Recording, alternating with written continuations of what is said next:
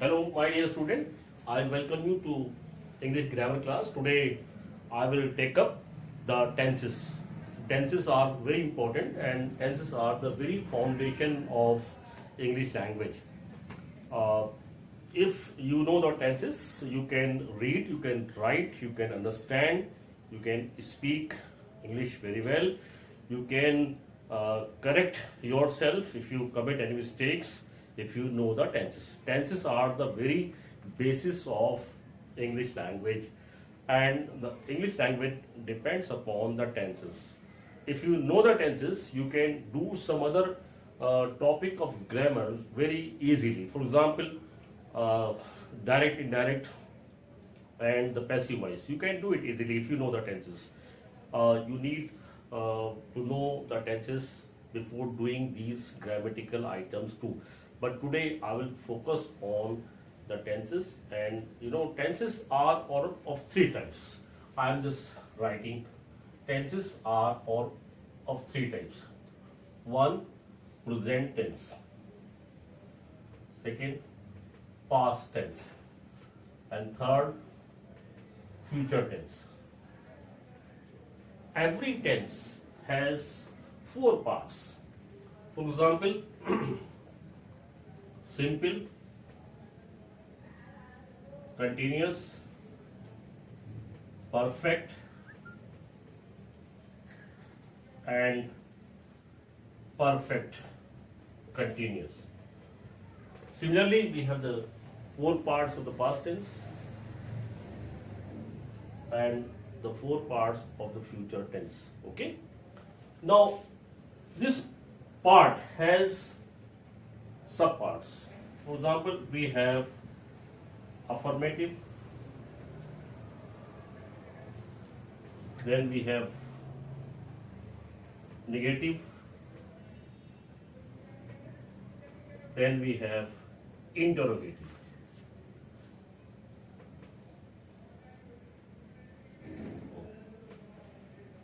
We can divide further interrogatives into three parts.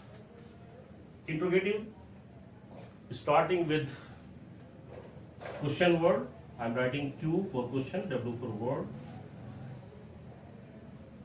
Auxiliary verbs like starting with the is, am, are, was, were, has, have, had, will, shall, can, could, would, should, will. Okay, starting with the auxiliary verbs. Auxiliary, these are all called auxiliaries. Then, question starting with the who. If a question start with who, this is very different from this one or the question starting with the auxiliary. Okay, today I will talk about the tenses, and in tense I will talk about the present, and in present I will talk about the simple. So today I will talk about simple present tense. How do we make the simple present tense? I think you must have read in previous classes how do we make the present simple tense. First of all, we put the subject, then verb, plus S, ES or IES, and then object. Object is not a necessary part of a sentence. The necessary parts of a sentence are subject and the verb. Other parts may be there, may not be there, but the sentence is complete with the subject and the verb. Now the question arises, where do we add S, ES or IES to the verb, and where do we not add S, ES or IES to the verb? If the subject is in the first person, for example, if the subject is I or we do not add S, ES or IES to the verb. If the subject is in the second person, for example you, then also we do not add S, ES or IS to the verb. If the subject is in the third person plural. For example, they. In that case also we don't add s, es or is to the verb. If the subject is in the plural, for example, we can say birds, boys, children, etc., etc.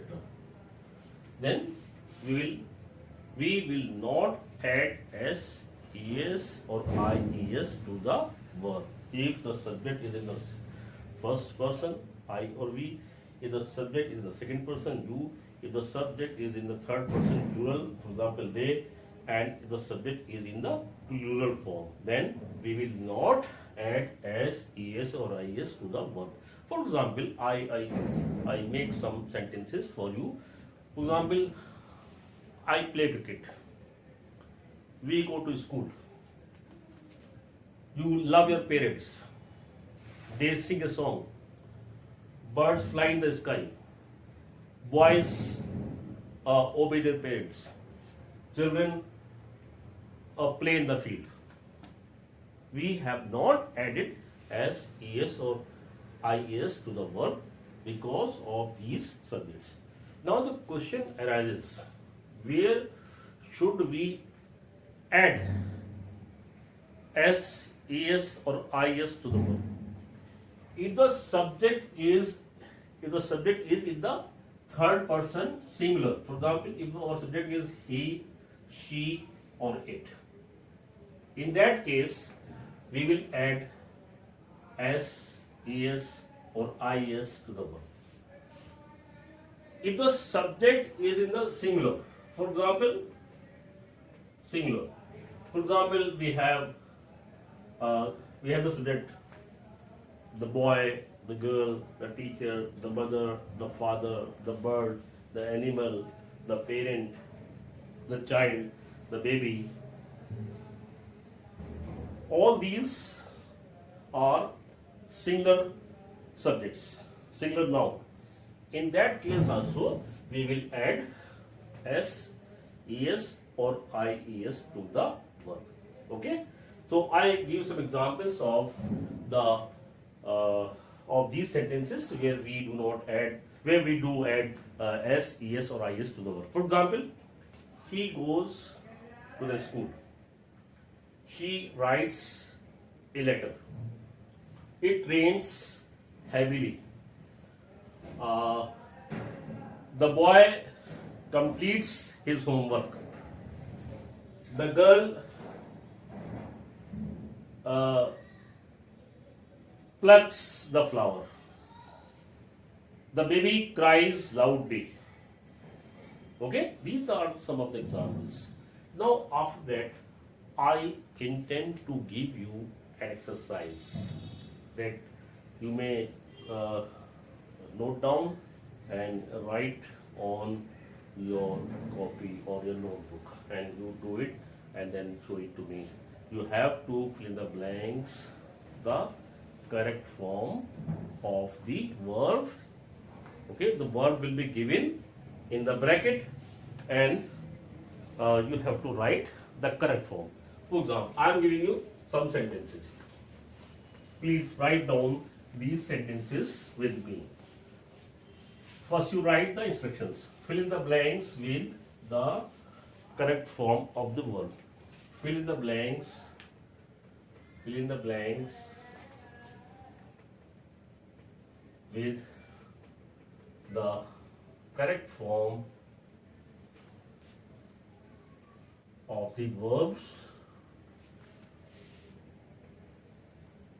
given in brackets. Okay?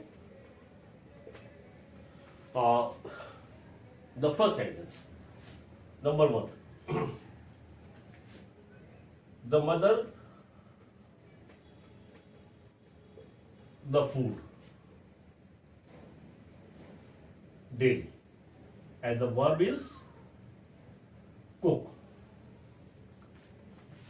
Number 2, it often in July. And the verb is rain. Number 3. We dash our country.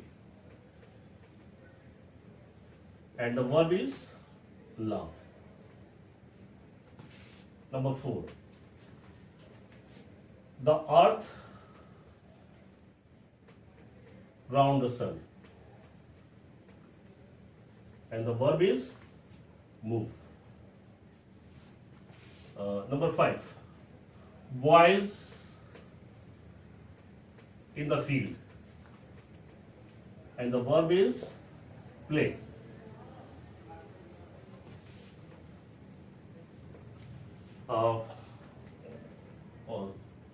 She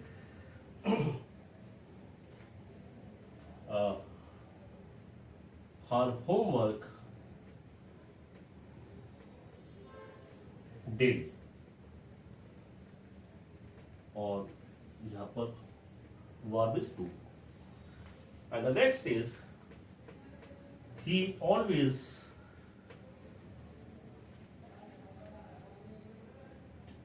breakfast